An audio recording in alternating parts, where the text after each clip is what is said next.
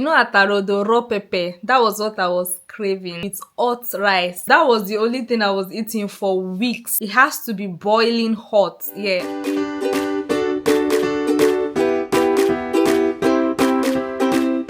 Hi beautiful people, welcome back to my YouTube channel. If you're seeing this face for the very first time, or if you're new to this channel, my name is Olaiton. I'm a mental health nurse in the UK and I'm a fashion, beauty and lifestyle content creator in the UK as well. It's so lovely to have you here, so please don't forget to like, share, subscribe and comment on this video. Also, please click on the notification button so you get alerts anytime I post a new video. You can also follow me on my social media platform. So let's get right into today's video. So today I have a beautiful and amazing news to share with you guys, and I'm so excited. Yes, we are expecting baby number 2. This was a planned pregnancy and I'm so happy and I'm so grateful to God that it actually worked out as I planned. I actually wanted to give birth to my kids before the age of 31. So I'm grateful to God. My heart goes out to everyone who is looking to have a child. I pray that God would answer your prayer and you would testify very soon, like very soon. So in this video I'm going to be sharing with you guys the symptoms you could experience in your first trimester, especially the ones I experienced, things you can avoid while trying to get pregnant, or if you've confirmed that you're actually pregnant, things to do to improve your mental state, because pregnancy comes with a lot of emotional and mental health changes. So please stay tuned and I hope you find this video helpful. So for some of you that are new here, I'm already a mother to a beautiful baby girl, a toddler. Yeah, she will be turning 3 next year April. To be honest, my baby girl's pregnancy wasn't planned, but this time around I actually planned it. My period is usually regular, my ovulation is usually regular. My husband knows when I'm meant to ovulate. So I wanted to space my kids. I wanted that 3 age difference. And I also wanted a baby boy. So fingers crossed, I hope this is a baby boy because I will be overjoyed. Let's see how it goes. So because I was trying to have a baby boy, I had to meet with my husband a day before my ovulation, so that when the egg is released, the sperm is already waiting for the egg. I think it was the next month. I was expecting my period.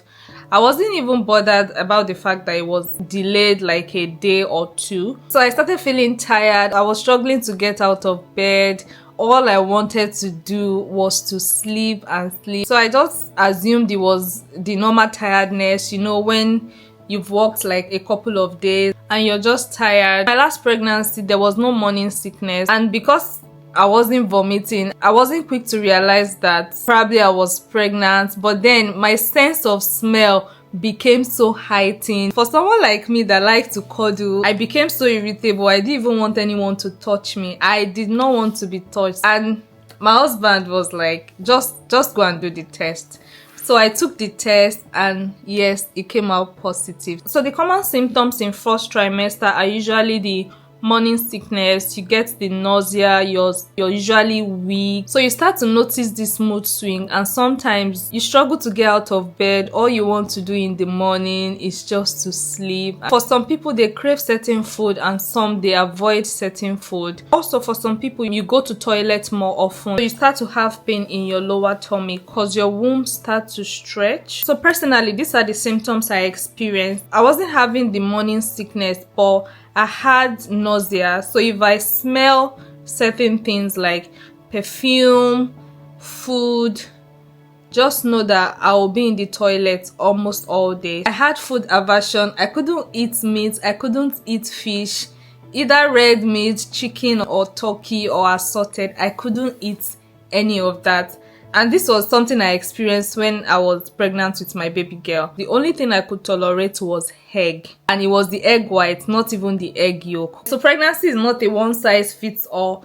Everyone experiences different things in their pregnancy. For my cravings, I craved scotch bonnet. Atarodo raw pepper. That was what I was craving with hot rice. That was the only thing I was eating for weeks. It has to be boiling hot, yeah. So I can have that like morning, afternoon, night, and I would not be bothered about eating any other thing. I also ate a lot of fruits and veggies.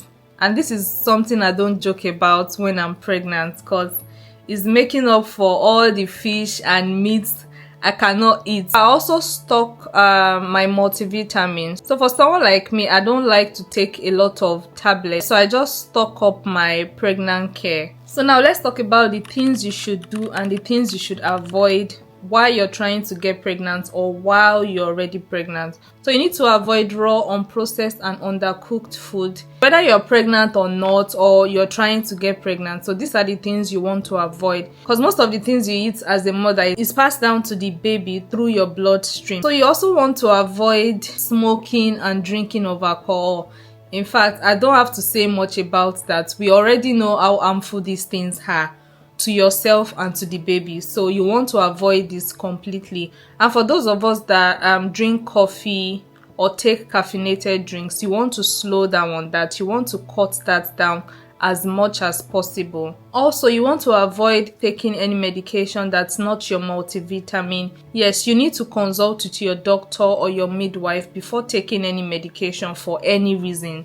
So they need to tell you if this medication is safe for you or if it's harmful for you. One thing most people don't know is that the skincare products you use when you're not pregnant might be harmful to you when you're pregnant. Nobody wants to carry a baby for 9 months and you find out that the baby is deformed. Yes, so you want to avoid skincare products like retinols, salicylic acid if it's more than 2%. You want to avoid hydroquinone. So you want to avoid some chemical sunscreen that contains ingredients like oxybenzone. Also some deodorants that contain aluminium. You want to totally avoid all these products. And the reason why you want to avoid these products is because they get absorbed through your skin and they enter the bloodstream, which is the same blood that is supplying your baby. And these ingredients and products, they might cause neural and developmental defects in the baby. So please avoid these products. And trust me, you can still have a glowing skin without all these products. So let's talk about the things you want to do as soon as you find out that you're pregnant. So one of the most important one is to get as much rest as possible, because pregnancy comes with a lot of tiredness. You want to try as much as possible to get rest. If you feel like your body is telling you to take a nap, please take a nap. Another thing you want to do is to register your GP or inform your GP as soon as possible, so you can be assigned a midwife as soon as possible and they can track your pregnancy, the progress. If there's any concern, they can treat it as soon as possible. So please don't delay that. That's one of the most important things you need to do. Also, take your multivitamin. Especially the first trimester, you want to make sure you're taking your multivitamin, which will help with your baby's brain development, the organ, the bones. You need to take your multivitamin. Another thing is hydration. There's nowhere I go and I'm not with this my bottle. This bottle helps me stay hydrated all the time. Yeah, so you want to drink lots of water, especially for people that experience morning sickness. Even though you don't experience morning sickness, you tend to be dehydrated when you're pregnant, so you want to drink a lot. I also registered on this app called the Badger app, so I can track what stage of pregnancy I am, what week I am. It also has a lot of useful information you can read week by week, things you need to do, the tests you need to take. If you have any upcoming appointments, it will also show on the app. If you've done some tests, you can also find the results on this app. And I think there are other useful apps as well, depending on where you live. So just check what app is available where you live and you can download that. And I think it's really important when you're pregnant to surround yourself with positive people. For most pregnant women, one thing you experience is mood swing. Some people also experience a lot of anxiety, depression when they are pregnant. So you want to surround yourself with positive people. Surround yourself with family members and friends that you know that are supportive during this period. Also listen to music or watch shows that help to brighten up your mood. Just do things that helps you to feel better during this period. And if you feel like your mood is becoming very low, speak to your doctor, speak to your midwife, speak to people around you that can support you at that time. Also, depending on the type of work you do, you want to inform your employer. You can decide to inform your employer as early as the day you know that you're pregnant, or you want to delay that for whatever reason. For myself, I'm a forensic mental health nurse, and due to the risk on the ward I work, as soon as the midwife, the GP had confirmed that I was pregnant, I had to inform my employer. During your pregnancy, especially the early stage of your pregnancy, if you have any symptoms that you feel like this is unusual or this is out of the norm, you want to ring your midwife or your GP and inform them. I know in my first pregnancy I had this nasal bleeding, and this time around I also had the nasal bleeding, but it was more than what I had in my first pregnancy. So I had to see the GP. They prescribed some medication for me. Even the abdominal pain was so intense, so they had to prescribe some medication. So please always consult your doctor. I know I mentioned earlier that you should avoid some skincare products. Trust me, you can still glow while you're pregnant. Here are safe alternative you can use. You've got mandelic acid, which is really good. Yes, if you're looking to brighten your skin, you've got vitamin C, you've got niacinamide. Another good product you can try is azelaic acid. You've got glycolic acid. Personally, I've been using azelaic acid for my acne. For my body acne, I've been using glycolic acid, and to brighten my skin, I've been using mandelic acid. I do not joke with vitamin C. I also use a lot of hyaluronic acid for hydration.